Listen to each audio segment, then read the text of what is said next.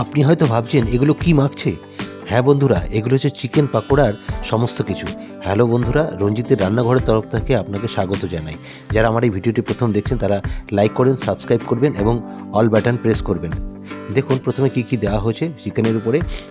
পেঁয়াজ, ধনেপাতা এবং লঙ্কা বাটা সমস্ত কিছু দিয়ে এবং আদা বাটা, রসুন বাটা সমস্ত কিছু দিয়ে এগুলোকে মেশানো হবে।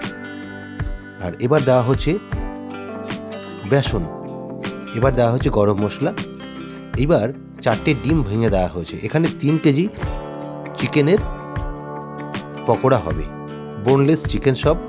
এবার দেওয়া হচ্ছে কর্নফ্লাওয়ার,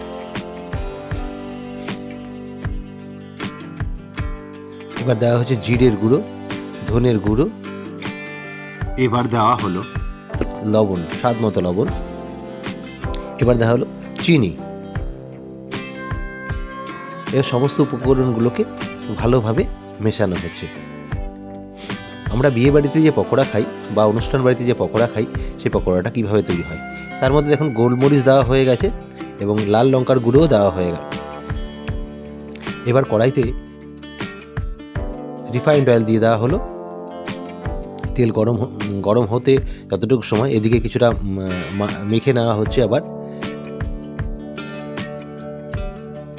আমার ভিডিওটা যদি ভালো লাগে অবশ্যই আপনারা লাইক করবেন, কমেন্টস করবেন এবং সাবস্ক্রাইব করবেন এবং অল বাটন প্রেস করবেন যেন পরবর্তী ভিডিও নোটিফিকেশন পৌঁছে যায়।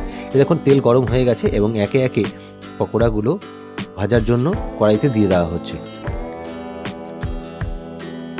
দেখুন তেলটা গরম হয়ে গেছে বেশ সুন্দর, এবং